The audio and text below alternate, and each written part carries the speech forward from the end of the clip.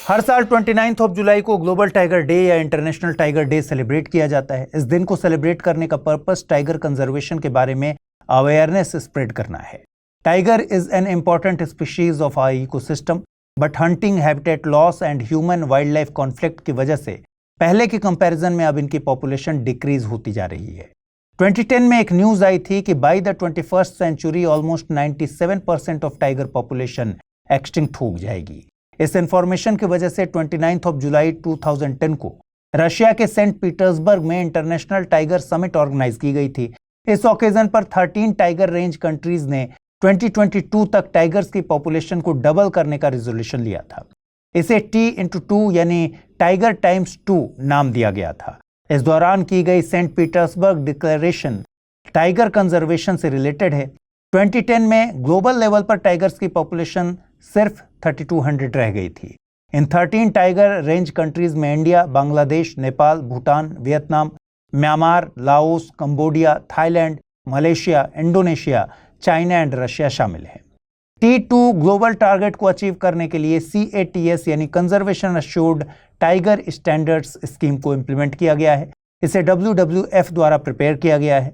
CATS tiger conservation में काम कर रहे किसी भी एरिया के लिए एक वॉलंटरी स्कीम है। इसमें टाइगर कंजर्वेशन के मैनेजमेंट के बेस्ट स्टैंडर्ड्स सेट किए जाते हैं। इंडिया में टाइगर्स के कंजर्वेशन के लिए प्रोजेक्ट टाइगर को लॉन्च किया गया था 1 अप्रैल 1973 को। उस समय के प्राइम मिनिस्टर इंदिरा गांधी ने टाइगर्स के कंजर्वेशन के लिए इस फ्लैगशिप प्रोग्राम को लॉन्च किया था। प्रोजेक्ट टाइगर स्पीशीज कंजर्वेशन के लिए लॉन्च हुआ अपनी तरह का वर्ल्ड का लार्जेस्ट प्रोग्राम था। 1973 में प्रोजेक्ट टाइगर के तहत 9 टाइगर रिजर्व्स को नोटिफाई किया गया था।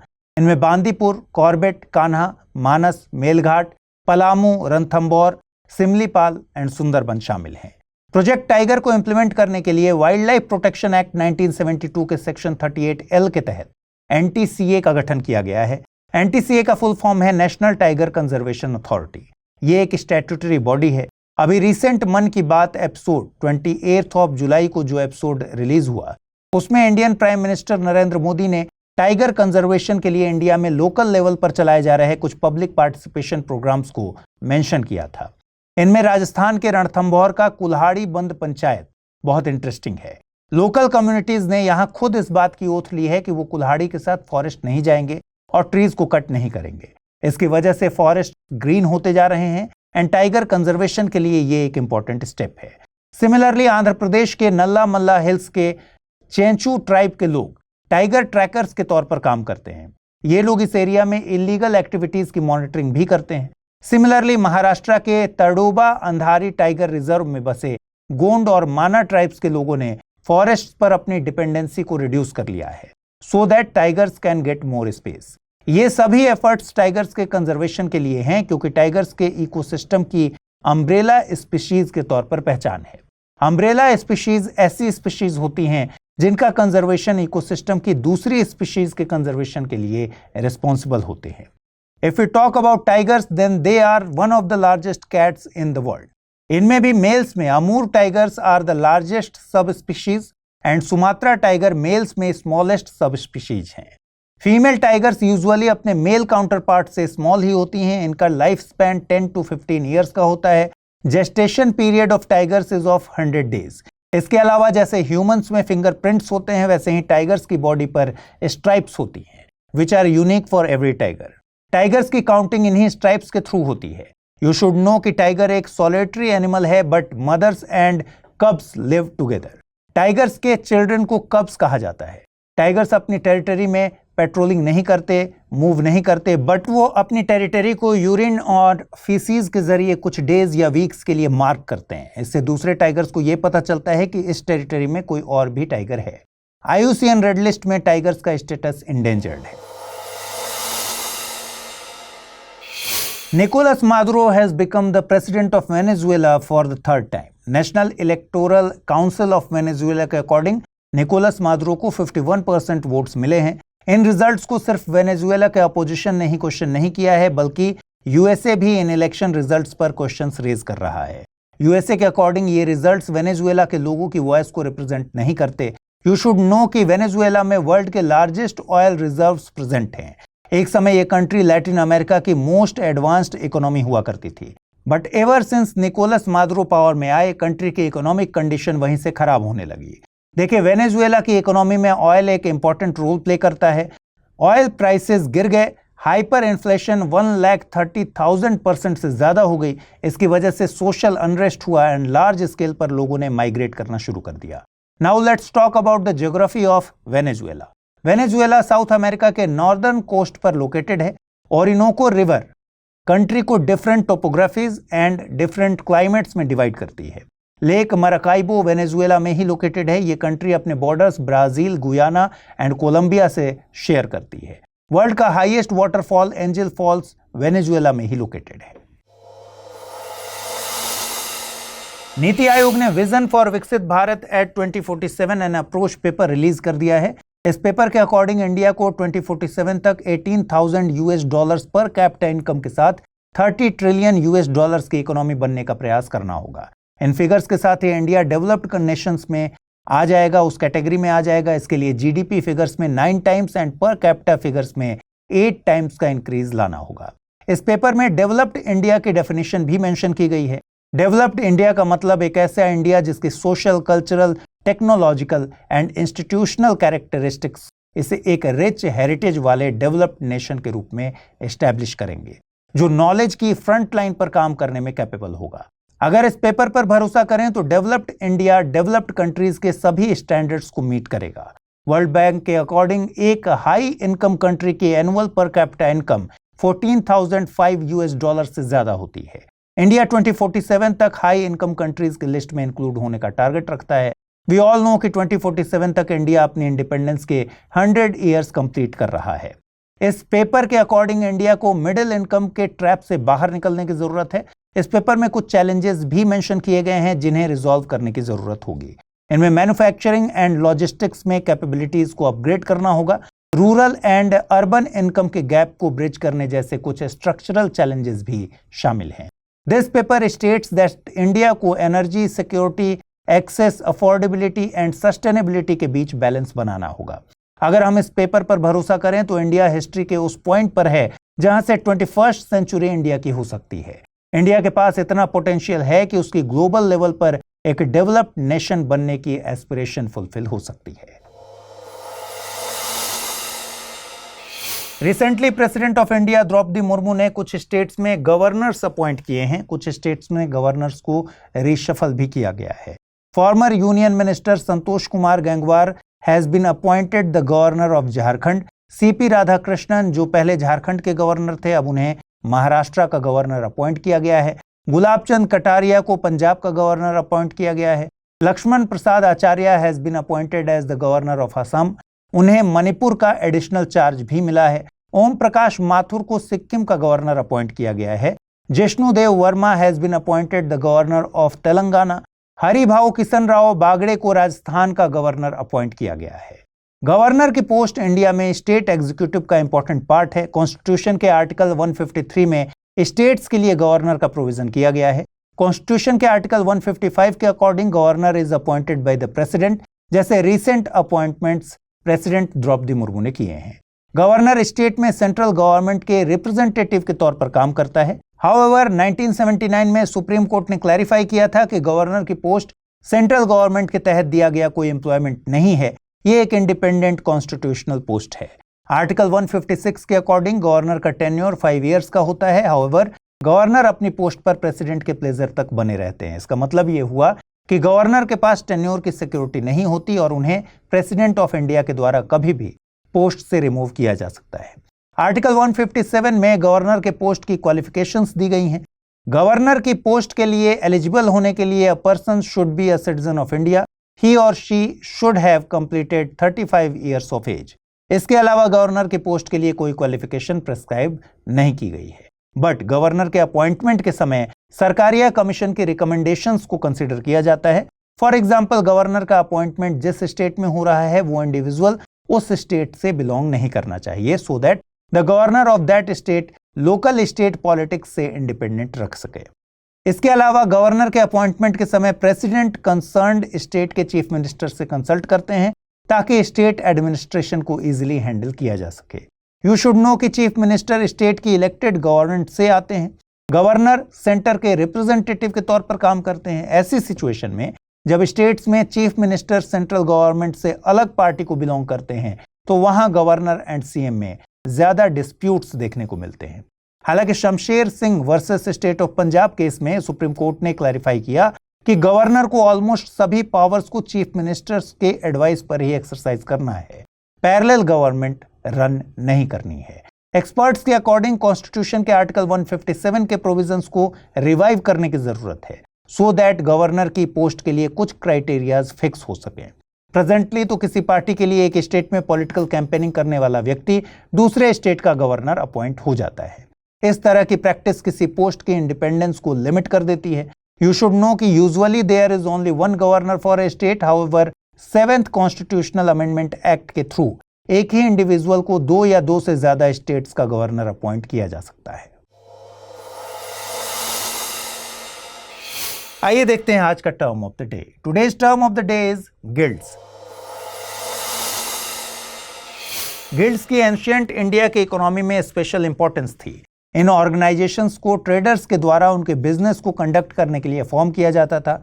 गिल्ड्स का अपने मेंबर्स पर जुडिशियल राइट होता था एंड मेंबर्स के वेजेस, वर्क करने के रूल्स, स्टैंडर्ड्स एंड प्राइसेस, इन सब को गिल्ड्स ही डिटरमाइन करते थे। Every guild had its own chief. Guilds की फंक्शनिंग में किंग का कोई इंटरफेरेंस नहीं होता था। गिल्ड्स अपने रूल्स खुद बनाते थे। चलिए देखें रैपिड न्यूज में क्या है खास। प्रेसिडेंट ऑफ इंडिया ने ई उपहार पोर्टल लॉन्च किया। ये एक ऑक्शन पोर्टल है। इसके जरिए प्रेसिडेंट एंड फॉर्मर प्रेसिडेंट्स को वेरियस ओकेजन्स पर मिलने वाले सेलेक्टेड गिफ्ट्स को ऑक्शन किया जाएगा। इसे national informatics centre and the ministry of electronics and information technology ने ज्वाइंटली डेवलप किया है। इसके फर्स्ट फेज में करीब 250 गिफ्ट्स को ऑक्शन किया जाएगा। इसके लिए बिडिंग 5 अगस्त से 26 अगस्त तक ओपन रहेगी। ऑक्शन के रिसीव हुई इनकम को नीडी चिल्ड्रन को हेल्प के लिए डोनेट किया जाएगा। इंडिया ने एक वॉर लाइक सिनारियो में रशिया से मिले S-400 air defence missile system को टेस्ट किया। इस एक्सरसाइज में S-400 air defence missile system का रिजल्ट बहुत पॉजिटिव रहा। You will be satisfied to know कि इंडियन एयरफोर्स द्वारा कंडक्ट की गई एक एक्सरसाइज में S-400 सिस्टम ने 80% एनिमीज को किल कर दिया एंड रिमेनिंग 20% को उनका मिशन अबॉर्ट करने के लिए फोर्स किया। यू शुड नो कि इंडियन एयरफोर्स ने रशियन S-400 का नाम लॉर्ड कृष्णा के पावरफुल सुदर्शन चक्र के नाम पर सुदर्शन रखा है।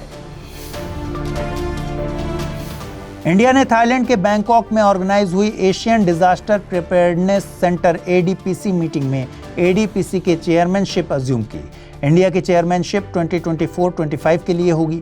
ADPC 1986 में एक non profit autonomous regional organisation के तौर पर एस्टेब्लिश हुआ था।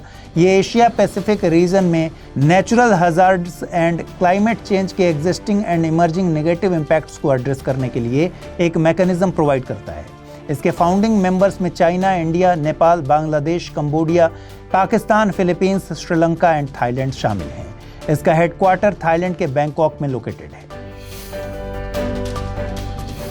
Indian women shooter Manu Bhaker का इंडिया की तरफ से पेरिस ओलंपिक्स में फर्स्ट मेडल जीतना किसी हिस्टोरिकल इवेंट से कम नहीं है। 10 मीटर्स एयर पिस्टल इवेंट में उन्होंने 221.7 पॉइंट्स के साथ ब्रॉन्ज मेडल जीता है। इसके अलावा शूटिंग में इंडिया के लिए मेडल जीतने वाली वो फर्स्ट विमेन भी बन गई हैं। इससे पहले रमिता जिंदल ने विमेंस 10 मीटर एयर राइफल के फाइनल्स में जगह बनाई थी। मनु भाकर का मेडल इसलिए भी स्पेशल है क्योंकि इंडिया ने आफ्टर 12 ईयर्स शूटिंग में मेडल जीता है। इससे पहले राज्यवर्धन सिंह राठौर ने एथेंस 2004 में मेंस डबल ट्रैप में सिल्वर मेडल के साथ शूटिंग में इंडिया का फर्स्ट ओलंपिक मेडल जीता था।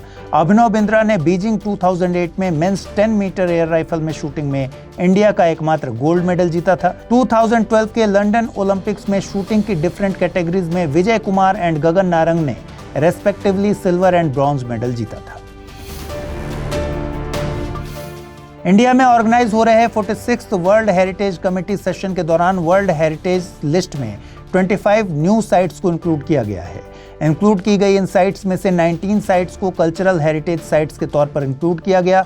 4 have been included in the national category and 2 sites were added in the mixed category. India first time world heritage committee meeting को host कर रहा है। ये मीटिंग वर्ल्ड हेरिटेज से रिलेटेड सभी मैटर्स के management and world heritage list में include की जाने वाली साइट्स को डिसाइड करने के लिए रिस्पॉन्सिबल होती है।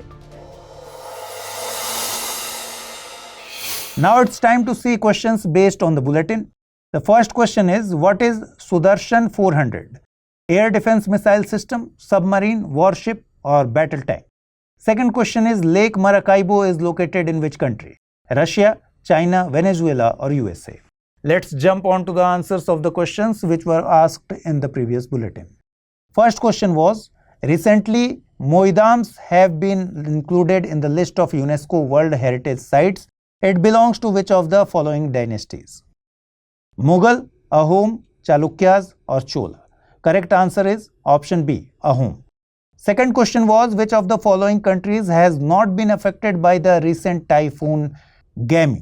Philippines, China, Taiwan or India? And the correct answer is option D, India.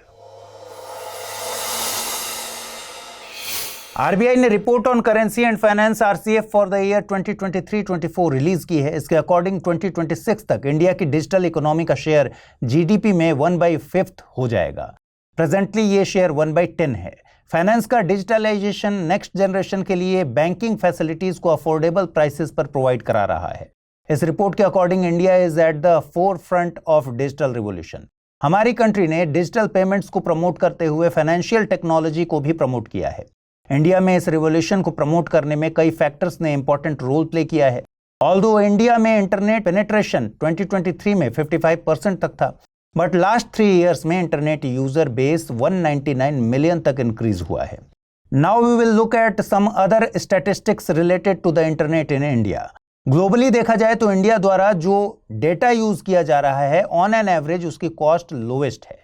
India में 1 GB के लिए एक इंडिविजुअल को ऑन एन एवरेज ₹13.32 स्पेंड करने पड़ते हैं, बट मोबाइल डेटा कंजम्पशन में इंडिया पूरे वर्ल्ड में सबसे आगे है। इंडिया में ऑन एन एवरेज 2023 के हर महीने में एक यूजर ने 24.1 GB डेटा कंज्यूम किया। ऐसी ही रिपोर्ट में यूपीआई को रेफर करते हुए कहा गया है कि यूपीआई ने रिटेल पेमेंट्स में रिवॉल्यूशन ले दिया है। इससे पेमेंट्स ज्यादा फास्ट एंड इजी हो गई हैं। इसके अलावा आरबीआई अब डिजिटल करेंसी के एरा में आगे बढ़ रहा है, जैसे कि आरबीआई ने ई रूपी एंड सीबीडीसी यानी सेंट्रल बैंक डिजिटल करेंसी को पायलट बेसिस पर लॉन्च किया।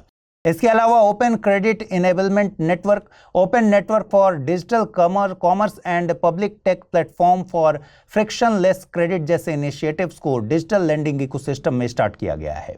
मोरओवर डिजिटाइजेशन की वजह से डायरेक्ट बेनिफिट ट्रांसफर भी बेटर काम कर पा रहा है।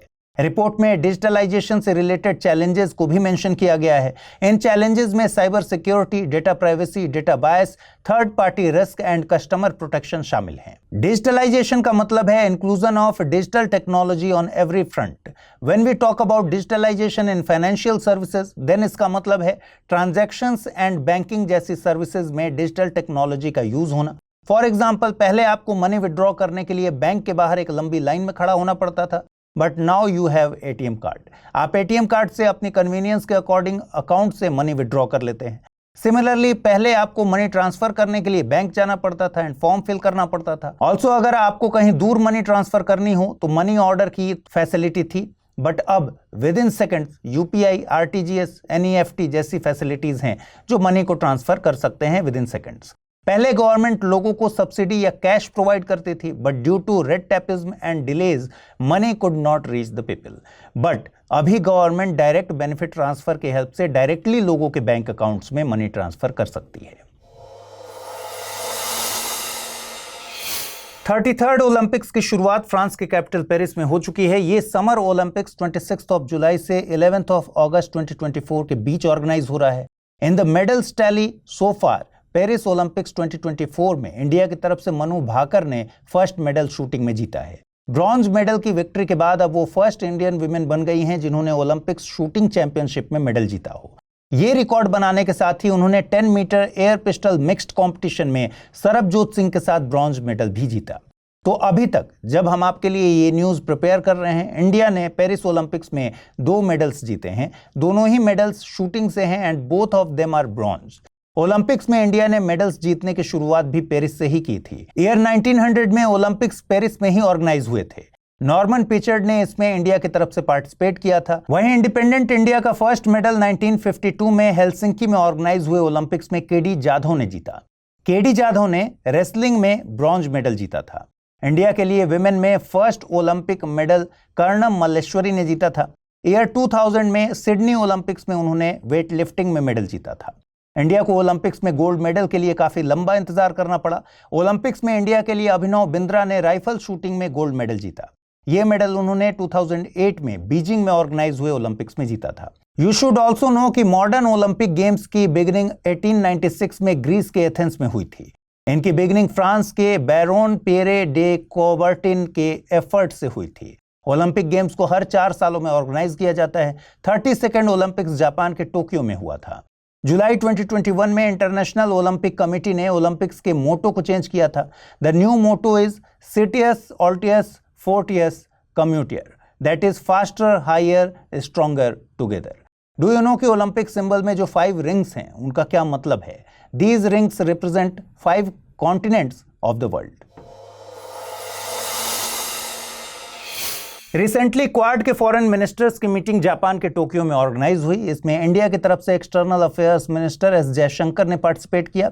इस दौरान इंडो पैसिफिक में चाइना की इंक्रीज हो रही एग्रेसिव एक्टिविटीज को लेकर कंसर्न एक्सप्रेस किया गया। इसमें साउथ चाइना सी में इंक्रीज हो रहे डिस्प्यूट्स को लेकर भी कंसर्न एक्सप्रेस किया गया। Now we will try to understand what Quad is, who is included in it. But इसे समझने से पहले मीटिंग के कुछ इंपॉर्टेंट पॉइंट्स को डिस्कस कर लेते हैं। मीटिंग में एक free and open Indo Pacific की बात को रेटरेट किया गया। इसमें चाइना द्वारा साउथ चाइना सी में किए जा रहे मिलिट्री यूज को लेकर भी क्वेश्चंस रेज किए गए। मीटिंग के ज्वाइंट स्टेटमेंट में इंडो पैसिफिक को एक ऐसा रीजन बनाने की इच्छा क्लियरली कम्युनिकेट की गई जिसमें न तो कोई कंट्री दूसरे को डोमिनेट करे और न ही किसी एक कंट्री का डोमिनेंस हो। ओवरऑल कंट्रीज में एक हेल्दी कंपटीशन की बात कही गई है। Every country should be free from all kinds of pressure. Her country अपने फ्यूचर के लिए अपने राइट्स को एक्सरसाइज कर सके। मीटिंग में Indo Pacific maritime domain awareness programme को इंडियन ओशन तक एक्सटेंड करने की बात कही गई। इसका purpose strategically important maritime waters की मॉनिटरिंग इंश्योर करना है। इसके लिए आइलैंड नेशन पलाओ में एक open radio access network establish करने की बात कही गई है। इसके अलावा टेररिज्म के रिगार्डिंग भी एक क्लियर कट मैसेज दिया गया। क्वाड कंट्रीज अपने कंट्रोल वाले लैंड का यूज टेररिज्म जैसी एक्टिविटीज के लिए नहीं होने देंगे। इसके अलावा Russia Ukraine war, Gaza and Myanmar crisis जैसे ग्लोबल इश्यूज को डिस्कस किया गया। क्वाड का स्टैंड इन सभी इश्यूज पर पीसफुल स्टेटमेंट का है। यू शुड नो कि क्वाड लाइक माइंडेड डेमोक्रेसीज का एक इनफॉर्मल ग्रुप है। It includes India, USA, Japan and Australia. इसका पर्पस एक free, open and prosperous Indo Pacific region ensure करना है। इंडियन ओशन से लेकर वेस्टर्न पैसिफिक ओशन तक चाइना की एक्सपेंशन की पॉलिसी से इस रीजन को सेव करना भी इसके पर्पस में शामिल है। क्वाड को फर्स्ट टाइम 2007 में जापान के then prime minister Shinzo Abe ने कॉन्सेप्चुअलाइज किया था। हाउएवर 2017 में जाकर ये एग्जिस्टेंस में आया। The first formal conference of the quad was held virtually in year 2021।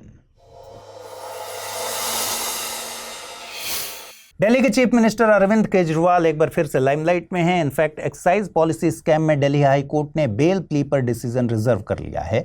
साथ ही इस केस में सीबीआई द्वारा फाइल की गई चार्जशीट में एक्साइज पॉलिसी स्कैम का मास्टरमाइंड अरविंद केजरीवाल को बताया गया है। सीबीआई के अकॉर्डिंग अगर उन्हें बेल ग्रांट कर दी जाती है तो वो विटनेसेस को इन्फ्लुएंस कर सकते हैं। देखिए, चार्जशीट एक फाइनल रिपोर्ट होती है जिसे पुलिस ऑफिसर या इन्वेस्टिगेटिंग एजेंसीज द्वारा किसी केस की पूरी इन्वेस्टिगेशन करने के बाद प्रिपेयर किया जाता है। चार्जशीट प्रिपेयर होने के बाद कंसर्न पुलिस स्टेशन का ऑफिसर इंचार्ज इसे मजिस्ट्रेट को सेंड कर देता है। मजिस्ट्रेट के पास चार्जशीट में रिकॉर्ड किए गए क्राइम्स पर नोटिस लेने की पावर होती है। केस से रिलेटेड हर छोटी और हर इंपॉर्टेंट इंफॉर्मेशन को चार्जशीट में रिकॉर्ड किया जाता है, जैसे कि कब अरेस्टिंग हुई, व्हेन ही और she was taken into custody, commit किए गए क्राइम एंड एक्शन टेकन से रिलेटेड सभी क्वेश्चंस के आंसर्स चार्जशीट में होते हैं। चार्जशीट इतना इंपॉर्टेंट डॉक्यूमेंट है कि इसके बिना क्रिमिनल प्रोसीडिंग्स स्टार्ट नहीं की जा सकती। इसके जरिए ही अक्यूज्ड पर्सन को यह पता चलता है कि उसके ऊपर कौन से चार्जेस इंपोज किए गए हैं। अक्यूज्ड के अगेंस्ट 60 से 90 डेज के अंदर चार्जशीट फाइल नेसेसरी होता है। अगर प्रेस्क्राइब टाइम लिमिट के अंदर चार्जशीट फाइल नहीं की गई तो अक्यूज को बेल मिल सकती है। यू शुड नो कि FIR and chargesheet are two different reports. FIR किसी केस में लिखी गई फर्स्ट रिपोर्ट होती है, वेयर एज चार्जशीट को पूरे केस की इन्वेस्टिगेशन के बाद फाइल किया जाता है। Today's term of the day is यवन प्रिया। एक्चुअली इंडियन ब्लैक पेपर को ग्रीक्स एंड रोमन्स बहुत लाइक करते थे। That's why Indian black pepper को एंशियंट संस्कृत टेक्स्ट में यवन प्रिया कहा गया है। इसकी ग्रीस एंड रोम में बहुत डिमांड हुआ करती थी। Black pepper is called the king of spices. इसका ओरिजिन इंडिया के केरला में हुआ था। The black pepper tree is known as Piper nigrum. इसमें लगने वाली बेरीज को ड्राई करके ब्लैक पेपर की तरह यूज किया जाता है। आइए देखते हैं आज का rapid news. World education conference 2024 में tech leaders forum of India को ऑफिशियली लॉन्च किया गया। इसे दुबई की Hamdan bin Mohammed smart university में federation of economic development associations द्वारा होस्ट किया गया। Tech leaders of India engineers को एम्पावर करने का एक नया इनिशिएटिव है। इसका प्राइमरी ऑब्जेक्टिव इंजीनियर्स को उनके करियर में एक्सेल करने में हेल्प करना एंड इंडिया में और इंटरनेशनल लेवल पर टेक्नोलॉजिकल एडवांसमेंट को आगे बढ़ाने के लिए required resources, knowledge and networks provide करना है। इस फोरम में webinars, workshops and training sessions सहित वेरियस प्रोफेशनल एक्टिविटीज को होस्ट किया जाता है। इन एक्टिविटीज को इंजीनियर्स के सपोर्ट के लिए डिजाइन किया गया है। CITES eases export of agarwood from India. Agarwood को इंडिया के West Bengal and north eastern states of Assam, Meghalaya, Manipur, Mizoram, Arunachal Pradesh and Nagaland में कल्टीवेट किया जाता है। एक्वेलारिया मेलेकेंसिस या फिर अगरवुड एक एरोमेटिक ट्री है। It is also known as गहारू। ये एक ट्रॉपिकल ट्री है जो high humidity and high rainfall वाले एरियाज में रैपिडली ग्रो करता है। इसकी ग्रोथ के लिए temperature 20 degree Celsius to 28 degree Celsius होना चाहिए। वहीं रिलेटिव ह्यूमिडिटी 80% के अराउंड होनी चाहिए। इसका use aroma industry, medicine manufacturing, air fresheners and purifiers में किया जाता है। इसे IUCN की क्रिटिकली इंडेंजर्ड कैटेगरी में रखा गया है और साइट्स के अपेंडिक्स 2 में इंक्लूड किया गया है। जिया राय वर्ल्ड की youngest and fastest female para swimmer बन गई हैं। उन्होंने इंग्लिश चैनल को अकेले सक्सेसफुली क्रॉस कर लिया। जिया ने 17 आवर्स एंड 25 मिनट्स के टाइम में इंग्लैंड के अबॉट्स क्लिफ से फ्रांस के पॉइंट डे ला कोटे ड्यून तक इंग्लिश चैनल को स्विम कर पार किया। ड्यूरिंग दिस उन्होंने 34 किलोमीटर्स का डिस्टेंस कवर किया। जिया राय एक international open water para swimmer हैं। डिस्पाइट हैविंग अ डिसेबिलिटी उनके नाम कई अचीवमेंट्स हैं। वो ऑटिज्म स्पेक्ट्रम डिसऑर्डर से सफ़र कर रही हैं, इसलिए उन्होंने अपनी सक्सेस को ऑटिज्म के बारे में अवेयरनेस स्प्रेड करने के लिए डेडिकेट किया है। ऑटिज्म एक न्यूरो डेवलपमेंटल डिसऑर्डर है। जो लोग इससे सफ़र कर रहे होते हैं उन्हें सोशल कम्युनिकेशन एंड कन्वर्सेशन में डिफिकल्टी होती है। इसे एक लाइफ लॉन्ग डिसऑर्डर कंसिडर किया जाता है। प्रेजेंटली फ्रॉडलेंट एक्टिविटीज करने के लिए कॉलर आईडी स्पूफिंग टेक्निक को यूज किया जा रहा है। इसमें रियल नंबर नहीं होता बट अपनी चॉइस का नंबर चूज करने एंड कॉलर आईडी सेट करने का ऑप्शन होता है। इस तरह की प्रैक्टिस से डिफरेंट नंबर डिस्प्ले करने के लिए कॉलर आईडी इंफॉर्मेशन को मैनिपुलेट किया जाता है, जिससे ऐसा लगता है कि कॉल लेजिटिमेट सोर्स से आ रहा है। फॉर एग्जाम्पल, आप जिस कॉल को रिसीव कर रहे होंगे उसमें प्राइम मिनिस्टर या चीफ मिनिस्टर के ऑफिस की कॉलर आईडी या नियर बाय पुलिस स्टेशन की कॉलर आईडी या फिर आपके किसी क्लोज रिलेटिव की कॉलर आईडी डिस्प्ले हो रही होगी। ऐसे सिचुएशन में इंडिविजुअल्स को ऐसा लगता है कि कॉल किसी लेजिटिमेट सोर्स से आई है, जबकि ट्रुथ ये है कि फेक नंबर्स एंड कॉल्स के थ्रू आपको मिसलीड किया जा रहा है। इस तरह की कॉल्स में आपको इंटिमिडेट किया जा सकता है और मनी या किसी और चीज की डिमांड की जा सकती है। यूनियन मिनिस्टर भूपेंद्र यादव ने IIT दिल्ली से आइडियाज फॉर लाइफ इनिशिएटिव को लॉन्च किया। इस इनिशिएटिव को ऐसे प्रोडक्ट्स एंड सर्विसेज से रिलेटेड आइडियाज को इनवाइट करने के लिए लॉन्च किया गया है जो इको फ्रेंडली लाइफस्टाइल को एनकरेज करे। इसके अलावा ideas for life portal participants को अपने आइडियाज एंड इनोवेशंस को ऑनलाइन सबमिट करने की फैसिलिटी देता है। इसमें 7 थीम्स को कवर किया गया है: save water, save energy, reduce waste, reduce e waste, do not use single use plastic, sustainable food system and healthy lifestyle. Now it's time to see questions based on the bulletin. First question is, What was denoted by the word Yavan Priya found in ancient Sanskrit texts? Ivory, black pepper, Indian muslin, Indian language. Second question is, who has recently achieved the status of the world's youngest and fastest female para swimmer? Jia Rai, Mana Patel, Shivani Kataria और आरती Shah.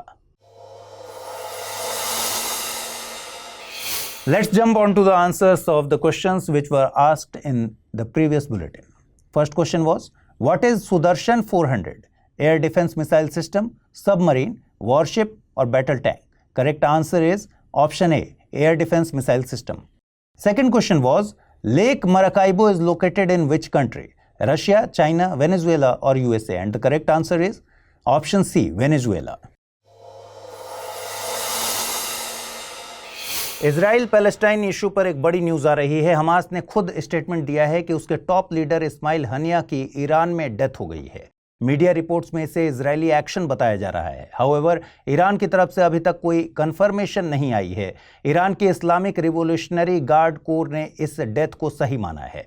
Iran की force ने इसके लिए Israel को blame किया है। Actually Ismail Haniyeh Tehran में थे जब उन्हें मारा गया। वे ईरान के प्रेसिडेंट मसूद पेजेश्कियान की स्वेरिंग सेरेमनी को अटेंड करने के लिए तेहरान गए हुए थे। हाउएवर, वो कतर में रहकर हमास के ऑपरेशंस हैंडल कर रहे थे। इजराइल ने न तो इस मैटर पर अपना एक्सेप्टेंस दिया है और न ही इसे डिनाई किया है। यूजुअली इजराइल ऐसे मैटर्स पर साइलेंट रहता है, बट ईरान इस मैटर को काफी सीरियसली ले रहा है। इसका रीजन सिर्फ हमास से ईरान की क्लोजनेस नहीं है, बल्कि ईरान के कैपिटल तेहरान में हुए इस मर्डर को लेकर भी ईरान कंसर्न्ड है, बिकॉज ये मर्डर उसके घर में हुआ है। आपको याद होगा कि कुछ टाइम पहले की बात है जब ईरान ने इजराइल को डायरेक्टली अटैक किया था। बट वैसे ईरान इजराइल के साथ प्रॉक्सी वॉर का खेल जारी रखता है। ईरान ने इस गेम के लिए एक्सिस ऑफ रेजिस्टेंस प्रिपेयर किया है। हमास ईरान की इस एक्सिस ऑफ रेजिस्टेंस का पार्ट है। इस एक्सिस ऑफ रेजिस्टेंस में हमास, हिजबुल्लाह एंड हौती जैसे रेबेल ग्रुप्स शामिल हैं। ईरान इन ग्रुप्स को सपोर्ट करता है और ये अलग अलग कंट्रीज में बैठकर इजराइल पर अटैक करते हैं। हमास पैलेस्टाइन में, हिजबुल्लाह लेबनान में और हौती यमन में बैठकर इजराइल को टारगेट करते हैं। इन ग्रुप्स के थ्रू जो अटैक्स किए जाते हैं उन्हें प्रॉक्सी वॉर नाम दिया गया है।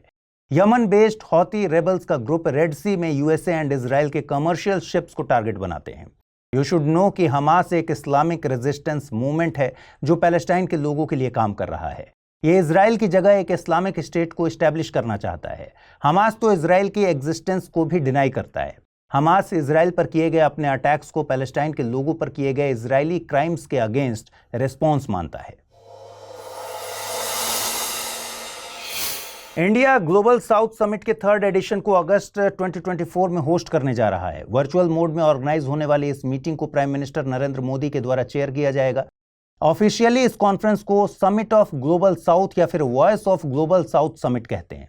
फर्स्ट टाइम इस समिट को जनवरी 2023 में इंडिया में ऑर्गेनाइज किया गया था। इस समिट को ऑर्गेनाइज करके इंडिया का एम ग्लोबल साउथ की कंट्रीज को एक कॉमन प्लेटफॉर्म प्रोवाइड कराना था।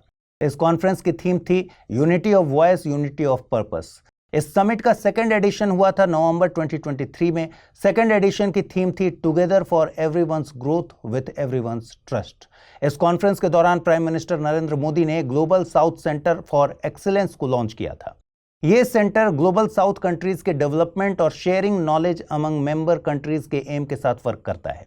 वी ऑल नो कि ग्लोबल साउथ की कंट्रीज ज्योग्राफिकली हमेशा एग्जिस्ट करती थी, बट एज ए कॉन्सेप्ट इन कंट्रीज की डिमांड्स को समझना अब जाकर स्टार्ट हुआ है। ग्लोबल साउथ टर्म को फर्स्ट टाइम 1969 में पॉलिटिकल थिंकर कार्ल ओग्लेस्पी ने क्वाइन किया था। उनके अकॉर्डिंग वियतनाम वॉर का रीजन नॉर्थ की कंट्रीज का ग्लोबल साउथ पर हिस्टोरिकल डोमिनेंस था।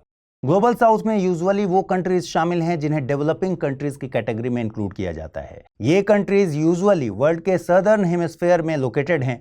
ये countries Asia, Africa and Latin America को बिलोंग करती हैं। इन कंट्रीज में poverty, high income inequality, low life expectancy and difficult living conditions prevalent हैं।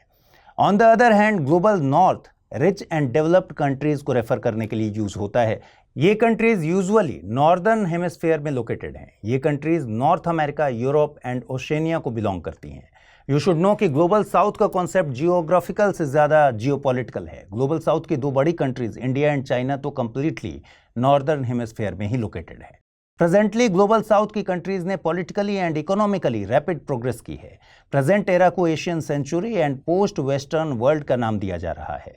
अगर हम स्टैटिस्टिक्स को बिलीव करें तो 2030 में 2030 में वर्ल्ड की 4 लार्जेस्ट इकोनॉमीज में से 3 ग्लोबल साउथ से ही होंगी। इन इकोनॉमीज में China, India, USA and Indonesia शामिल होंगी। अब आप सबको एक क्वेश्चन का आंसर देना है। Has India secured its place as the leader of the countries of global south? समय बीतने के साथ पेरिस ओलंपिक्स 2024 में कंपटीशन इंटरेस्टिंग होता जा रहा है। I am continuously discussing important news related to Paris Olympics and daily news report. Recently ये न्यूज आई है कि पेरिस ओलंपिक्स में ऑर्गेनाइज होने वाली ओलंपिक मेंस ट्रायथलॉन को पोस्टपोन कर दिया गया है। जिस पेरिस ओलंपिक्स की प्रिपरेशन काफी सालों से हो रही थी, उसमें ऑर्गेनाइज होने वाले इतने इंपॉर्टेंट कंपटीशन को जिस तरह से पोस्टपोन किया है, या आप उसे कैंसल्ड ही कंसीडर कीजिए, उसकी वजह जान लेते हैं। इसका रीजन है पेरिस में बहने वाली सीन रिवर के वाटर का पॉल्यूशन लेवल। सीन रिवर के वाटर में ई कोलाई का लेवल इंक्रीज हो गया है। E coli humans and animals के इंटेस्टाइन में पाया जाने वाला एक बैक्टीरिया है। Most of its strains are harmless for humans, but कुछ स्ट्रेन्स ह्यूमंस को सिक करने के लिए रिस्पॉन्सिबल होते हैं। इससे डायरिया और यूरिनरी ट्रैक्ट इन्फेक्शंस हो सकते हैं। पेरिस ओलंपिक्स के organisers and world triathlon organisation ने एथलीट्स की हेल्थ को प्रायोरिटी देते हुए इस कंपटीशन को ऑर्गेनाइज करने से मना कर दिया। यू शुड नो कि ट्रायथलॉन एक मल्टी स्पोर्ट रेस है, अ mix of swimming, cycling and running. इसका स्विमिंग पार्ट सीन रिवर में ही ऑर्गेनाइज होना था, बट लास्ट मिनट में हुए इन्वेस्टिगेशन में पता चला कि एथलीट्स के लिए ये वाटर अनफिट है। इन गेम्स को ऑर्गेनाइज करने से पहले पेरिस सिटी के ऑफिशियल्स ने इस रिवर को क्लीन करने के लिए $1.5 बिलियन स्पेंड किए थे। But now it is clear that in funds का यूटिलाइजेशन नहीं, वेस्टेज हुआ है। यू शुड नो कि लॉयर रिवर के बाद सीन फ्रांस की सेकंड लॉन्गेस्ट रिवर है। सीन रिवर लैंग्रेज प्लेटू से ओरिजिनेट होती है और इंग्लिश चैनल में जाकर गिरती है। इंग्लिश चैनल अटलांटिक ओशन की ही एक ब्रांच है जो फ्रांस के नॉर्दर्न पार्ट को सदर्न इंग्लैंड से सेपरेट करती है। सीन फ्रांस की मेजर हिस्टोरिकल रिवर है। इस पर बने कई ब्रिजेस तो 17th सेंचुरी तक के हैं।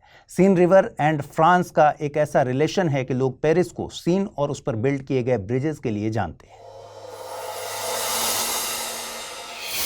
केरला का वायनाड इन दिनों सीवियर लैंडस्लाइड्स फेस कर रहा है। इस डिजास्टर में कई लोगों की डेथ हुई है। इसरो ने लैंडस्लाइड्स के रिगार्डिंग एक एटलस भी रिलीज किया था, जिसमें लैंडस्लाइड्स की वल्नरेबिलिटी के मामले में वायनाड एक हाई लेवल पर था। लैंडस्लाइड एटलस में 17 स्टेट्स एंड 2 यूनियन टेरिटरीज के 147 डिस्ट्रिक्ट्स की लिस्ट में वायनाड 13 पोजीशन पर था। लैंडस्लाइड एटलस में उत्तराखंड का रुद्रप्रयाग फर्स्ट पोजीशन पर है। लैंडस्लाइड का मतलब होता है ग्रेविटी के एक्शन की वजह से रॉक, डेब्रिस या फिर अर्थ के एक मास का स्लोप से नीचे स्लाइड करना। ऐसे एरियाज जहां स्टीप स्लोप्स हैं, हिली एरियाज हैं, वो लैंडस्लाइड हजार्ड्स के लिए ज्यादा वल्नरेबल हैं। If you talk about the causes of landslides, then इसके नेचुरल कॉजेज में अर्थक्वेक्स एंड हेवी रेनफॉल शामिल है। इसके अलावा ह्यूमन कॉजेज भी हैं, जिसमें infrastructure development, mining and deforestation इत्यादि शामिल हैं। साइंटिस्ट्स वायनाड लैंडस्लाइड के पीछे कई रीजंस को कंसीडर कर रहे हैं। For example, deforestation, climate change, excessive mining. 2021 और 2022 में लैंडस्लाइड्स पर हुई स्टडी के अकॉर्डिंग वेस्टर्न घाट्स में कॉन्टिन्यूअसली फॉरेस्ट्स को डिस्ट्रॉय किया जा रहा है, जिसकी वजह से इस एरिया को हेवी रेनफॉल का सामना करना पड़ता है और इससे इस एरिया में लैंडस्लाइड्स इंक्रीज हो रही हैं।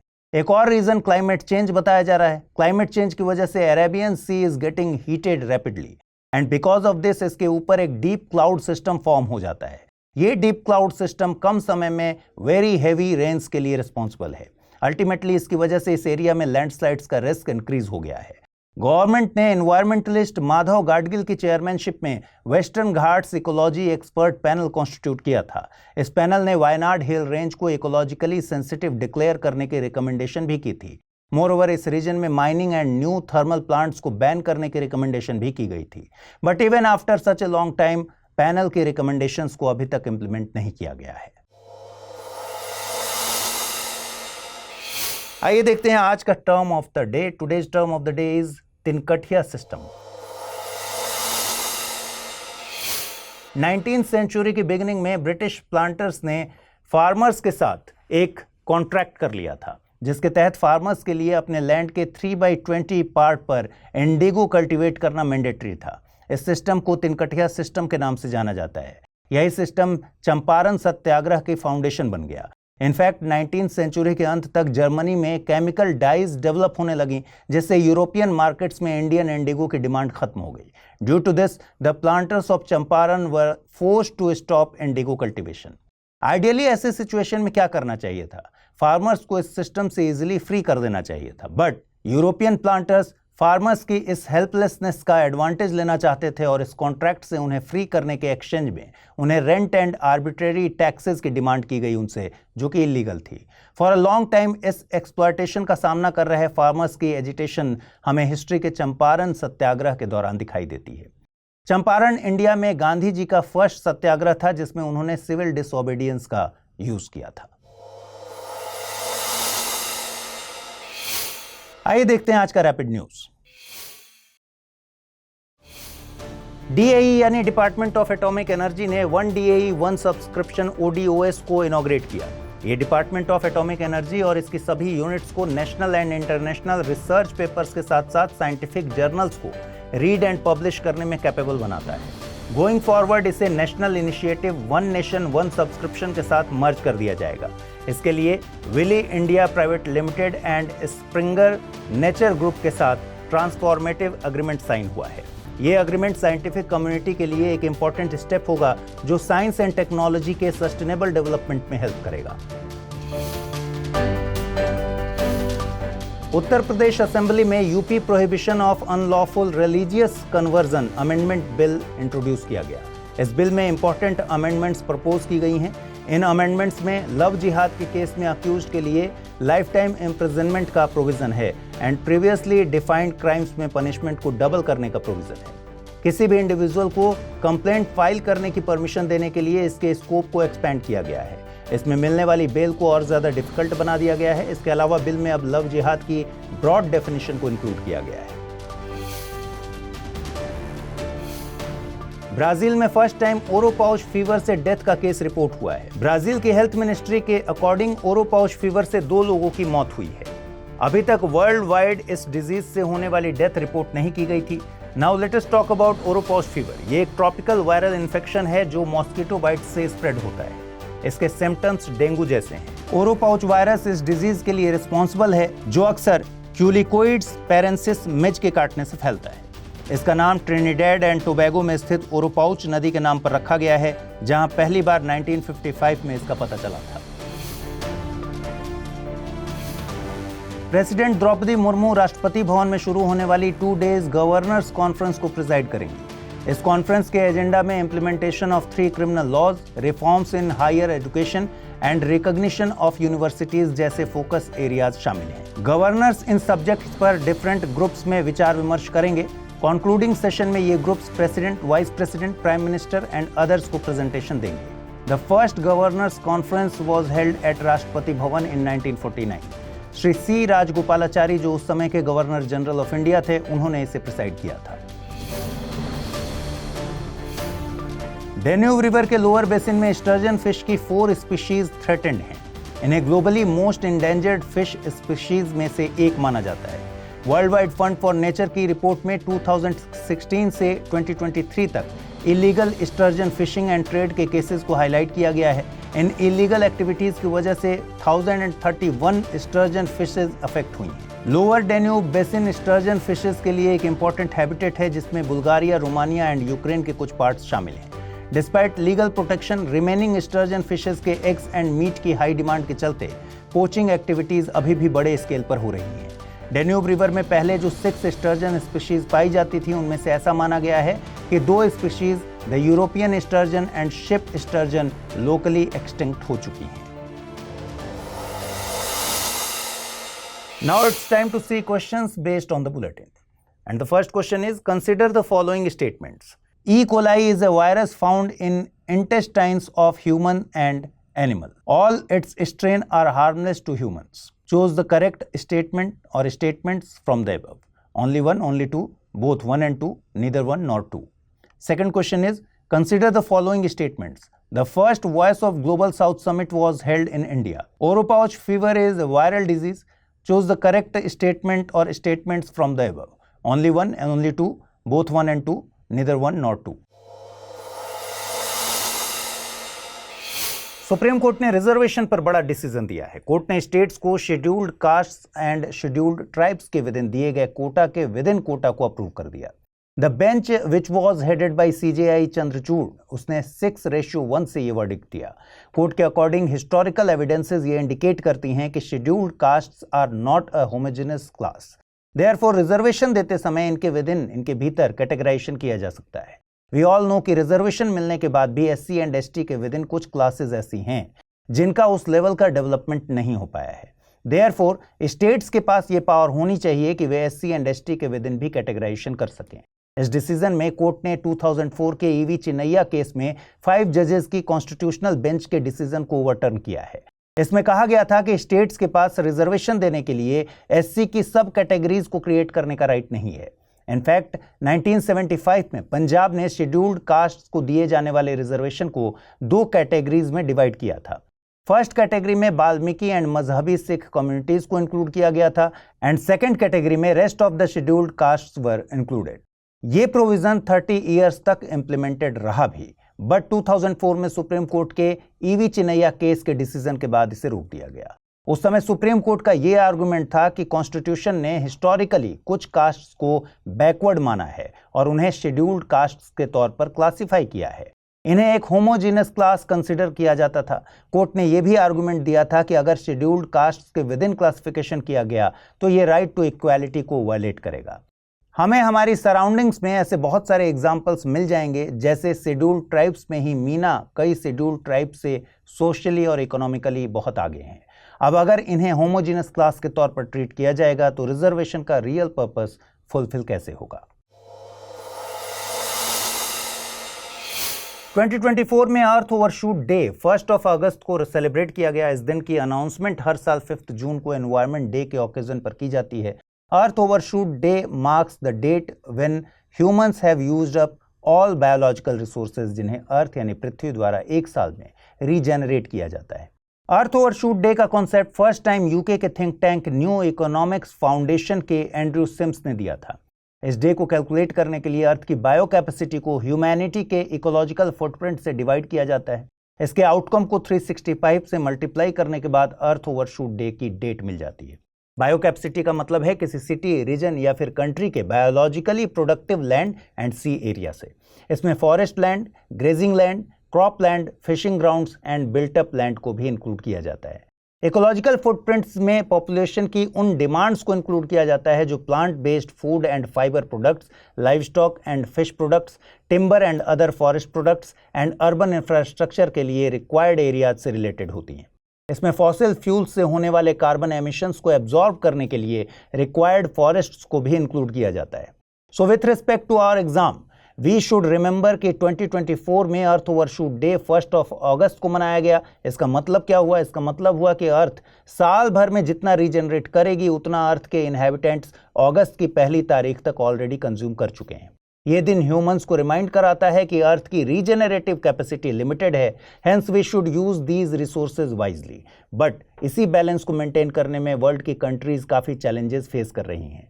If you talk about India, then यहाँ ग्रोइंग पॉपुलेशन है, रैपिड अर्बनाइजेशन हो रहा है, India is facing water shortage, India में क्लाइमेट चेंज से रिलेटेड काफ़ी प्रॉब्लम्स है, agricultural sector water shortage, heat waves and unseasonal rains जैसे चैलेंजेस फेस कर रहा है। फ्लड्स एंड ड्रॉट्स जैसे डिजास्टर्स सिर्फ इंफ्रास्ट्रक्चर को ही अफेक्ट नहीं कर रहे बट इकोनॉमी को भी निगेटिवली इम्पैक्ट कर रहे हैं। हीट स्ट्रेस की वजह से इंडिया में जॉब्स में भी कमी आ रही है। इन चैलेंजेस को एड्रेस करने के लिए government national clean energy fund, national water mission, प्रधानमंत्री कृषि सिंचाई योजना, प्रधानमंत्री फसल बीमा योजना एंड मनरेगा जैसी स्कीम्स पर काम कर रही है। डिसेबिलिटी किसी भी इंडिविजुअल के लाइफ का सबसे बिटर एक्सपीरियंस होता है। एक हेल्दी इंडिविजुअल कभी भी डिसेबिलिटी से हमेशा दूर रहना चाहता है। काफ़ी पहले लोग डिसेबिलिटी को अपनी प्रीवियस लाइफ के कर्मों से जोड़ते थे, रिलेट करते थे। जैसे जैसे टाइम चेंज हुआ, लोगों की थिंकिंग भी चेंज हुई एंड डिसेबल्ड इंडिविजुअल्स को मेन स्ट्रीम में लाने के लिए एफर्ट्स किए जाने लगे। इसके लिए डिसेबल्ड लोगों को रिजर्वेशन दिया गया so that they could get jobs to live their lives with dignity. But कुछ लोग इसे सक्सेस पाने का एक शॉर्टकट समझने लगे। उन्होंने डिसेबिलिटी के फेक सर्टिफिकेट्स बनवाने में भी हेजिटेट नहीं किया। रिसेंटली आईएएस ऑफिसर पूजा खेडकर के केस में भी ऐसा देखने को मिला। उन्होंने फेक डिसेबिलिटी सर्टिफिकेट के थ्रू सिलेक्शन लिया था। इस केस को मीडिया अटेंशन मिला एंड अब गवर्नमेंट इस मैटर पर स्ट्रिक्ट हो गई है। गवर्नमेंट ने rules of the rights of persons with disabilities act RPWD act 2016 में अमेंडमेंट का ड्राफ्ट प्रेजेंट किया है। न्यू चेंजेस में मेडिकल सर्टिफिकेट ऑब्टेन करने के लिए आइडेंटिटी कार्ड, मेडिकल अथॉरिटी की इन्वॉल्वमेंट जैसे कंपलसरी प्रोविजंस के चलते प्रोसेस को थोड़ा लेंदी बनाया गया है। इन अमेंडमेंट रूल्स में डिसेबिलिटी से सफ़र कर रहे इंडिविजुअल्स को अपना आई कार्ड कंपल्सरीली सबमिट करना होगा। इसके अलावा एक फ़ोटो भी सबमिट करनी होगी which is less than 6 months old. In amendments में सिर्फ मेडिकल अथॉरिटीज़ को डिसेबिलिटी सर्टिफिकेट्स इशू करने की अथॉरिटी दी गई है। इसके अलावा हर एप्लीकेशन को प्रोसेस करने के लिए टाइम को 1 month से इंक्रीज करके 3 months कर दिया गया है। देखिए, इन चेंजेस को अभी ड्राफ्ट के तौर पर ही पब्लिक ओपिनियन के लिए रखा गया है, इन्हें अभी तक फाइनलाइज नहीं किया गया है। बट डिसेबिलिटी की फील्ड में काम कर रहे एक्सपर्ट्स का मानना है कि इससे फेक डिसेबिलिटी सर्टिफिकेट्स पर तो शायद ही रोक लगे, बट रियलिटी अगर समझें तो people who are genuinely in need of these certificates उन्हें डेफिनेटली चैलेंजेस फेस करने होंगे। लास्ट ईयर गवर्नमेंट ने सभी डिसेबल्ड इंडिविजुअल्स के लिए UDID कार्ड को मैंडेटरी कर दिया था। UDID is a unique disability card जिसे ministry of social justice and empowerment के department of empowerment of persons with disabilities के द्वारा इशू किया जाता है। इसका पर्पस पर्संस विद डिसेबिलिटीज का एक नेशनल लेवल डेटाबेस प्रिपेयर करना है। नए अमेंडमेंट्स में गवर्नमेंट ने डिसेबल्ड पीपल के लिए कलर कोडेड UDID का प्रोविजन किया है। 40% से कम डिसेबिलिटी के केस में पर्सन को व्हाइट UDID कार्ड दिया जाता है। 40 to 80% डिसेबिलिटी वाले पर्सन को येलो कार्ड एंड 80% से ज़्यादा डिसेबिलिटी होने पर पर्सन को ब्लू कार्ड दिया जाता है। इधर यूके की न्यूली फॉर्म पार्लियामेंट में new India all party parliamentary group form किया गया है। इसके जरिए इंडिया एंड यूके के बीच हर फील्ड में बायलैटरल रिलेशंस को प्रमोट किया जाएगा। इन एरियाज में trade, investment, science and technology, health care and education शामिल हैं। इस नए क्रॉस पार्टी पैनल को हाउस ऑफ लॉर्ड्स के MP Karan Bilimoria and British Sikh Labour MP Jeevan सांदर he chair करेंगे। इस पैनल का पर्पस दोनों कंट्रीज की पार्लियामेंट्स के बीच कोऑपरेशन को प्रमोट करना है। इसके जरिए national and regional level governments के बीच कोऑपरेशन को प्रमोट किया जाएगा। इसके जरिए पीपल टू पीपल लिंक के थ्रू दोनों कंट्रीज के बीच कोऑपरेशन इंक्रीज करने की बात की जा रही है। 1928 में फॉर्म हुआ ब्रिटिश इंडिया थिंक टैंक इसमें सेक्रेटेरिएट के तौर पर काम करेगा। यू शुड नो कि यूके में 18 जुलाई से 17 अगस्त के बीच South Asian heritage month celebrate किया जाता है। इनफैक्ट 18 जुलाई 1947 को ही इंडिया इंडिपेंडेंस एक्ट को ब्रिटेन के किंग जॉर्ज 6 ने अप्रूव किया था। सिमिलरली 17 अगस्त 1947 को इंडिया एंड पाकिस्तान के बीच बॉर्डर लाइन को डिसाइड किया गया था। इस साल हेरिटेज मंथ की थीम है free to be me. We all know कि ब्रिटेन ने साउथ एशिया की कई कंट्रीज को रूल किया है। बिकॉज ऑफ दिस ब्रिटेन की हिस्ट्री कई साउथ एशियन कंट्रीज से रिलेटेड है। ये हेरिटेज मंथ ब्रिटेन की हिस्ट्री को ही हाईलाइट करने के लिए है। आइए देखते हैं आज का टर्म ऑफ द डे क्या है। Today's term of the day is Vadakkiruthal. Vadakkiruthal एक प्रैक्टिस थी जो संगम पीरियड के दौरान प्रेवलेंट थी। ये डेथ तक फास्ट रखने का एक तमिल रिचुअल है। ये वॉर में डिफीट हुए किंग का डेथ तक फास्टिंग कर रिचुअल डेथ को एम्ब्रेस करने का एक तरीका था। देखिए रैपिड न्यूज में क्या है खास।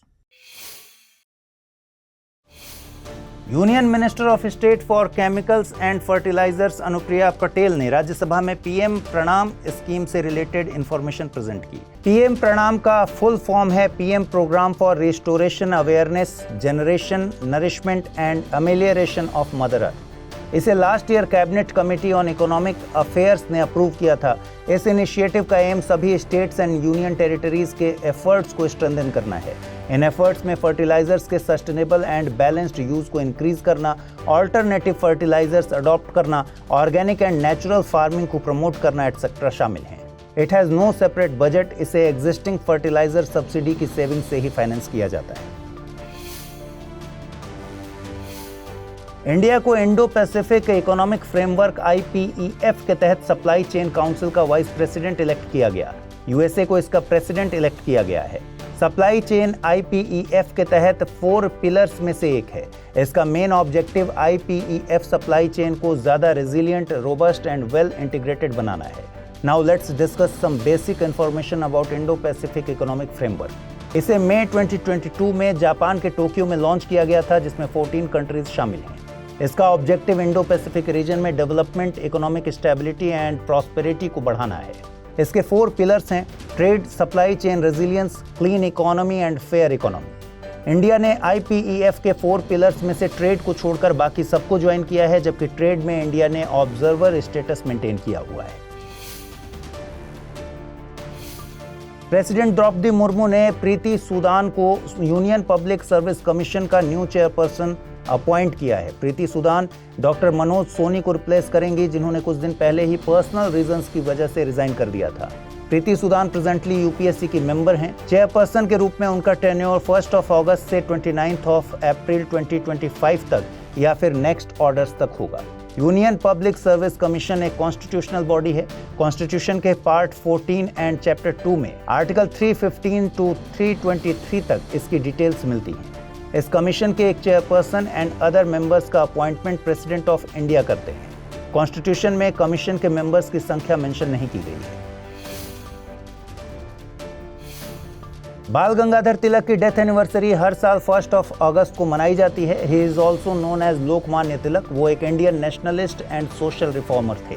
उनका जन्म महाराष्ट्र में 23 जुलाई 1856 को हुआ था एंड उनकी डेथ 1 अगस्त 1920 को हुई थी। वे स्वराज के आइडिया को पॉपुलर बनाने वाले शुरुआती लीडर्स में से एक थे। उन्होंने न सिर्फ फ्रीडम स्ट्रगल में कंट्रीब्यूट किया, बल्कि एजुकेशन की फील्ड में, सोशल रिफॉर्म्स में एंड अनटचेबिलिटी जैसे सोशल एवल्स को इरेडिकेट करने के लिए भी काम किया। केसरी उनका पॉपुलर न्यूज़पेपर था। उन्होंने Gita Rahasya and Arctic home of Vedas जैसी पॉपुलर बुक्स भी लिखी। फाइनेंशियल ईयर 2024-25 के फर्स्ट क्वार्टर में मिनरल प्रोडक्शन में ग्रोथ ऑब्जर्व की जा रही है। According to the data released, India world के एल्यूमिनियम का सेकंड लार्जेस्ट प्रोड्यूसर है, थर्ड लार्जेस्ट लाइम प्रोड्यूसर है and fourth largest iron ore producer है। आयरन ओर एंड लाइमस्टोन के प्रोडक्शन में continuous growth steel and cement की strong demand conditions को reflect करती हैं। एल्यूमिनियम की ये growth energy, infrastructure, construction and machinery जैसे सेक्टर्स में कंटिन्यूड स्ट्रॉन्ग इकोनॉमिक एक्टिविटी की ओर पॉइंट आउट करती है। पेरिस ओलंपिक्स 2024 से इंडिया के लिए एक एक्साइटिंग न्यूज आ रही है। इंडियन शूटर स्वप्निल कुसाले ने ब्रॉन्ज मेडल जीता है। उन्हें यह medal 50 metre rifle 3 positions event में मिला है। इसी के साथ इंडिया का ओवरऑल मेडल काउंट भी 3 हो गया है। Now it's time to see questions based on the bulletin. First question is, consider the following statements regarding PM Pranam scheme. This scheme is under the Union Ministry of Chemicals and Fertilizers. Under this, sustainable and balanced use of fertilizers is promoted. Choose the correct statement or statements from the above. Only one, only two, both 1 and 2, neither 1 nor 2. Second question is, recently Preeti Sudan has been appointed as the new chairperson of the Union Public Service Commission. Among the following options, who appoints the chairperson of the Union Public Service Commission? President, Prime Minister, Home Minister or Vice Chairman of Niti Aayog? Now let's jump on to the answers of the questions which were asked in the previous bulletin. First question was, consider the following statements. E. coli is a virus found in the intestines of humans and animals. All its strains are harmless to humans. Choose the correct statement. Only one, only two, both 1 and 2, neither 1 nor 2. Correct answer is neither 1 nor 2. Second question was, consider the following statements. The first Voice of Global South Summit was held in India. Oropouch fever is a viral disease. Choose the correct statement from the above. Only one, only two, both 1 and 2, neither 1 nor 2. And the correct answer is option C, both 1 and 2.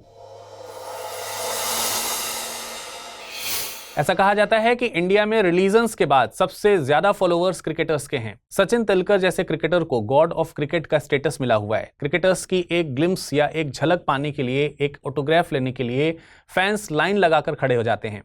Cricket का ये craze सिर्फ एक particular age group तक ही सीमित नहीं है। This craze is found in people of all age group. जब cricketers को फैन या मीडिया से इतना अटेंशन मिलता है देन उनकी रिस्पॉन्सिबिलिटी भी इंक्रीज हो जाती है। फॉर एग्जाम्पल, बहुत से लोग उन्हें अपना रोल मॉडल मानते हैं, तो क्रिकेटर्स को ऐसा डीड करने से बचना चाहिए जो उनके फॉलोअर्स या फैन को निगेटिवली इम्पैक्ट करती हो।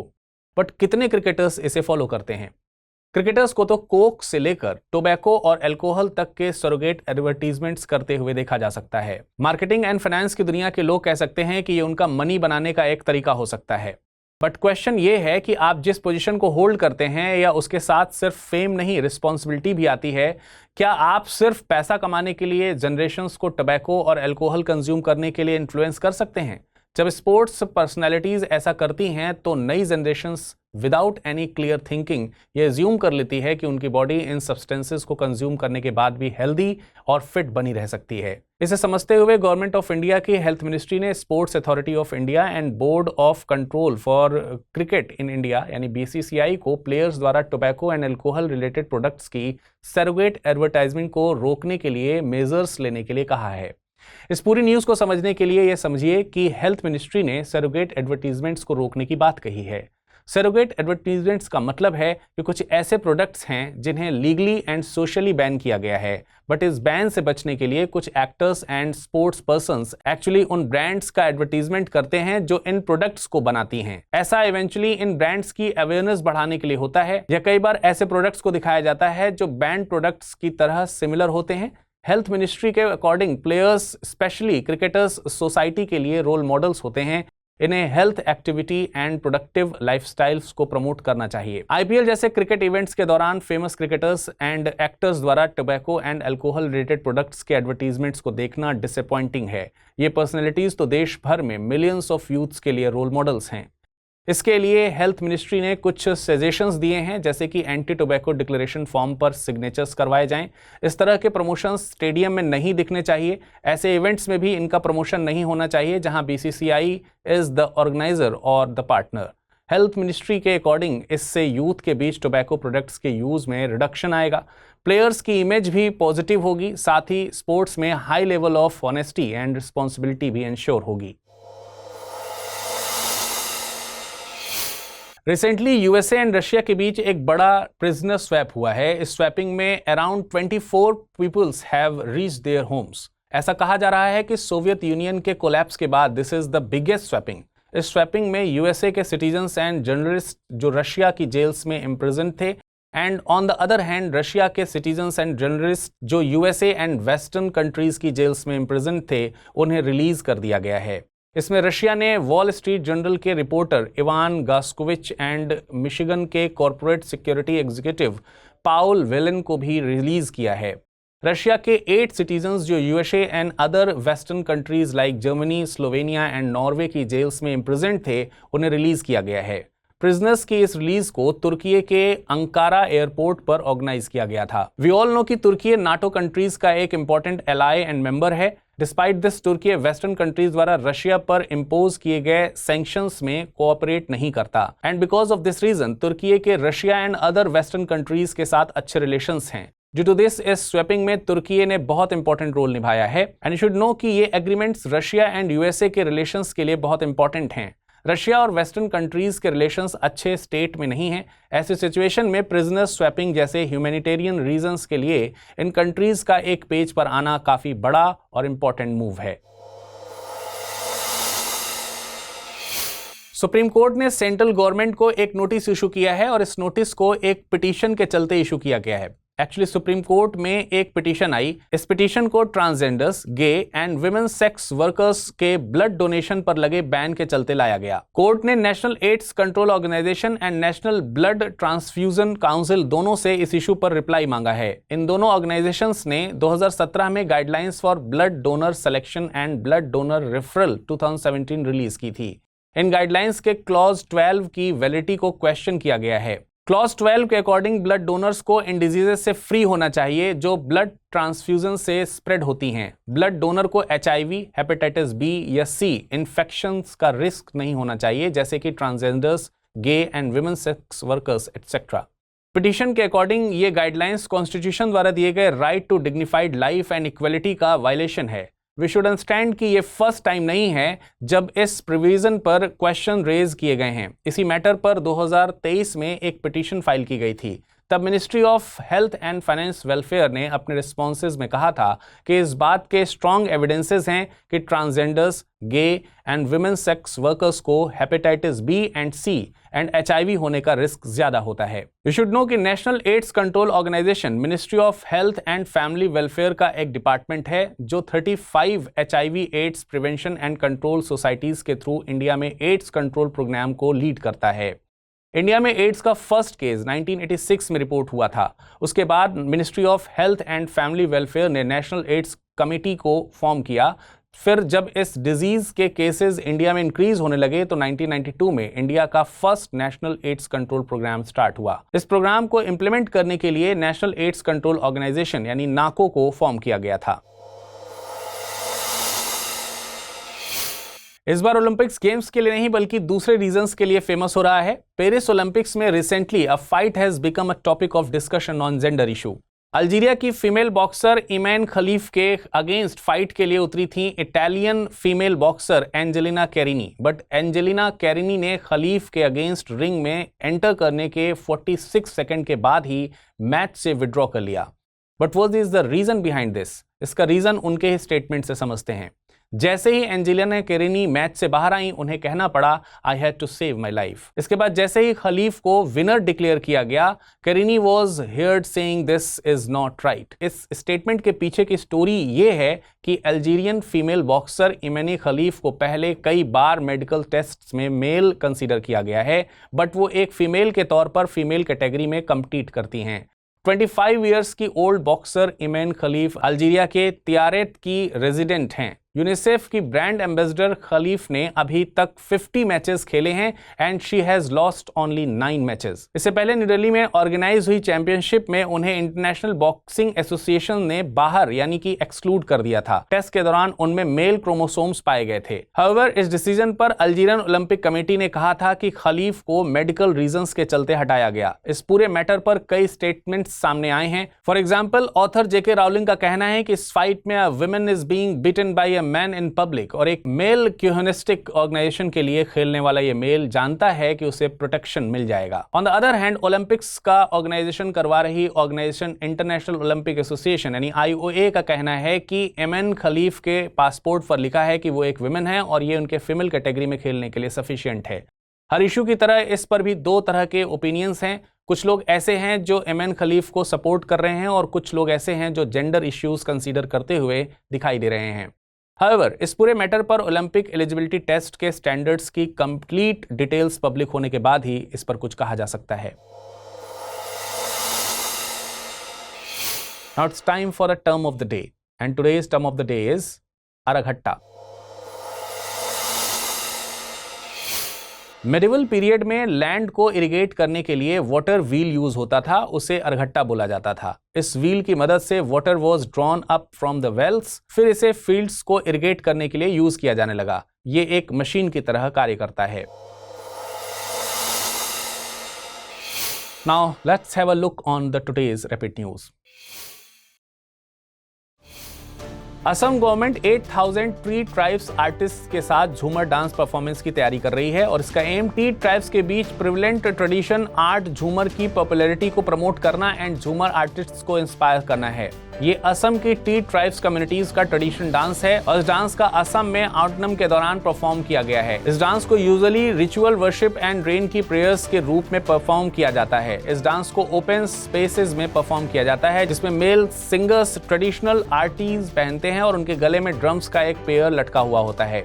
विमेन एक दूसरे की रिस्ट होल्ड करते हुए एक सिंक में डांस करते हैं। इससे पहले 11,298 आर्टिस्ट ने एक ही प्लेस पर बिहू डांस करते हुए वर्ल्ड रिकॉर्ड बनाया था। नेशनल स्किल डेवलपमेंट कोऑपरेशन ने विमेन एंटरप्रेन्योरशिप प्रोग्राम लॉन्च किया है। इस प्रोग्राम का ऑब्जेक्टिव विमेन को अपना खुद का बिजनेस स्टार्ट करने और उनके एक्सपेंड करने के दौरान आने वाले चैलेंजेस को एड्रेस करना है। प्रोग्राम की शुरुआत स्किल इंडिया डिजिटल हब पर वेरियस लैंग्वेजेस में available self learning basic entrepreneurship course के लॉन्च के साथ हुई। इसके तहत विमेन को necessary training, knowledge and networking opportunities provide की जाएंगी और इसका टारगेट लगभग 25 लाख इंडियन विमेन को एम्पावर करना है। हर साल 1 अगस्त से 7 अगस्त तक World Breastfeeding Week celebrate किया जाता है और इसे ब्रेस्ट फीडिंग के बेनिफिट्स को प्रमोट करने के लिए किया जाता है, जो मदर एंड चाइल्ड दोनों के लिए इंपॉर्टेंट है। इस ईयर की थीम है closing the gap, breast feeding support for all. Breast feeding से कोलेस्ट्रम ऑब्टेन होता है और ये कोलेस्ट्रम न्यूबॉर्न एंड बच्चों को डिजीज से प्रोटेक्ट करता है। ब्रेस्ट फीडिंग न्यूबॉर्न के लिए फर्स्ट वैक्सीन की तरह काम करता है, जो डिजीजेज एंड डेथ के वाइटल प्रोटेक्शन प्रोवाइड करता है। वहीं ब्रेस्ट फीडिंग मदर में ब्रेस्ट एंड ओवेरियन कैंसर की रिस्क को रिड्यूस करता है। जम्मू एंड कश्मीर के लेफ्टिनेंट गवर्नर मनोज सिन्हा ने Jammu and Kashmir film conclave का इनॉग्रेशन किया है। इस ओकेजन पर लेफ्टिनेंट गवर्नर ने Jammu and Kashmir film policy 2024 को अनवील किया। ये पॉलिसी लोकल लैंग्वेजेस की फिल्म्स के लिए एडिशनल इंसेंटिव्स भी प्रोवाइड करती है, जिससे जम्मू एंड कश्मीर के रीजनल सिनेमा का प्रमोशन हो सके। इसके अलावा film shooting permission and subsidies के लिए single window portal, Jammu and Kashmir film screening series and frames of transformation photography competition सहित कई इनिशिएटिव्स को लॉन्च किया गया। इनिशिएटिव्स का एम जम्मू एंड कश्मीर में एक सस्टेनेबल फिल्म इकोसिस्टम बिल्ड करना है। ह्यूमन राइट्स वॉच की एक रिपोर्ट के अकॉर्डिंग तंजानिया की गवर्नमेंट मसाई ट्राइब को उनके एंसेस्ट्रल लैंड से फोर्सिबली इवेक्ट कर रही है। तंजानिया की गवर्नमेंट ने 2021 में अपनी रिसेटलमेंट पॉलिसी फॉर्मुलेट की थी, जिसका एम 2027 तक टूरिज्म एंड कन्वर्जेशन प्रोसेस के लिए नोगोरोनगोरो कन्वर्जेंस एरिया में मसाई पॉपुलेशंस को रिमूव करना था। इस रिसेटलमेंट प्लान को 2022 में इंप्लीमेंट किया गया। Now let us understand some important information about the Maasai tribe. Maasai tribe belongs to the Nilotic ethnic group, जो केनिया के नॉर्थ तंजानिया के सिलेक्टेड बट लार्ज पार्ट्स में रिसाइड करती है। Maasai people speaks a language known as Maa, जो Nilo Saharan languages से related है। Maasai community children and cattle को प्रॉपर्टी कंसीडर करती है। Now it's time to see the question based on the bulletin. The first question is, recently prisoners were exchanged between Russia and Western countries. The exchange was done with the mediation of which country? Turkey, Israel, Germany or India? Next question is, consider the following statement. The Maasai tribe belongs to the African continent. Araghatta was machine used for irrigation land prevent in the medieval period. Choose the correct statement or statements from the above. Only one, only two, one and two, neither one nor two. Now let's jump into the answer of the questions which were asked in the previous bulletin. The very first question was, consider the following statements regarding PM Pranam scheme. This scheme is under the Union Ministry of Chemicals and Fertilizers. Under this, sustainable and balanced use of fertilizer is promoted. Choose the correct statements from the above. Only one, only two, both one and two, neither one nor two. Correct answer is option C, both one and two. Next question was, recently Preeti Sudan has been appointed as the new chairman of the UPSC. Among the following options, who appointed the chairman of the Union Public Service Commission? President, Prime Minister, Home Minister or Vice Chairman of Niti Aayog? The correct answer is option A, President.